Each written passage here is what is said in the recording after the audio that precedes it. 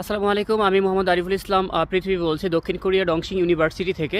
এই ভিডিওতে আমরা জানার চেষ্টা করব স্টাডি অ্যাব্রোডের জন্য ব্যাংক স্টেটমেন্ট কীভাবে রেডি করতে হয় বা ব্যাংক বিষয়ে অনেক ইনফরমেশন পেয়ে যাবেন এই ভিডিওতে। প্রথমত এখন জানুয়ারি মাস আমি চলতেছে, এখন আমি ভিডিওটি ধারণ করছি।